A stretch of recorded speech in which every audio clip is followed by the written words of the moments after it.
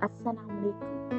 Welcome to our channel हर मौसम की अनमोल बातें। अगर आप खुद को परफेक्ट समझते हैं तो ये वीडियो आपके लिए नहीं,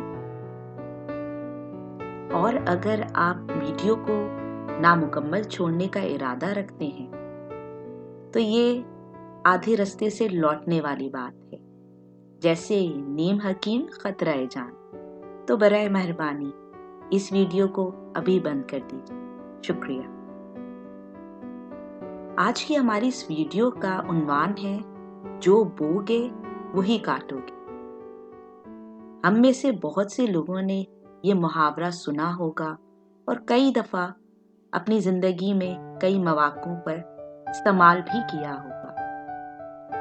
आज बच्चों की परवरिश के तनाजुर में इस मुहावरे को समझने की कोशिश करेंगे। माँ बाप, खानदान, माशरा सभी एक बच्चे की तरबियत में हिस्सेदार होते हैं, मगर इन सब में से सबसे ज्यादा किरदार माँ का होता है। इसी वजह से वालिदैन में माँ का दर्जा एक दर्जे ऊपर है। ऊपर होने का मतलब दरअसल जिम्मेदारी का ज्यादा होना है। हर माँ या वालिदैन यही चाहते हैं कि उनके बच्चे अच्छे और नेक इंसान बने।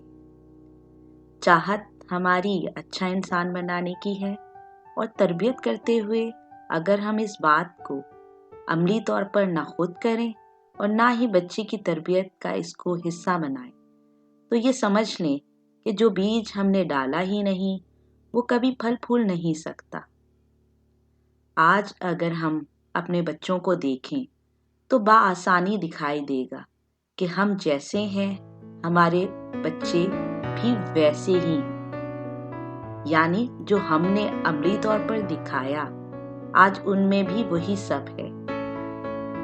ये वो हकीकतें हैं जिनको तस्लीम करना इतना आसान नहीं। दरअसल अमल का ताल्लुक यकीन से होता है, वरना वो सिर्फ बोल ही रह जाते हैं, इसका हकीकत से ताल्लुक नहीं रहता। हमें अपने बच्चों में खुद के अमल से हक, सच, एहसास, मोहब्बत, हमदर्दी, इंसाफ, यकीन कामिल और इखलाकियात के बीज डालने होंगे। यही वो बीज हैं जिनके साथ वो उम्र की मंजिलें तय करते जाएंगे। मगर साथ साथ इस बात को भी अशद देखने की जरूरत है कि हमारी जात से, इर्द गिर्द से या फितरत के पेश नजर जो मनफी बीज बच्चे की शख्सियत में डल गए हैं उनको फलने फूलने न दें। खासकर नफरत, हसद, बेईमानी, मफाद परस्ती, बेरहमी और बद इखलाकी को। क्योंकि हमें किसी लम्हे ये बात नहीं भूलनी चाहिए, जो बीज हम बोएंगे आगे वही काटेंगे।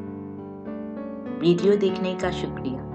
वीडियो से मुतालिक अपनी राय और सवालात ज़रूर शेयर करें। मज़ीद वीडियोस के लिए चैनल को सब्सक्राइब कर लें और बेल आइकन को प्रेस करें। शुक्रिया।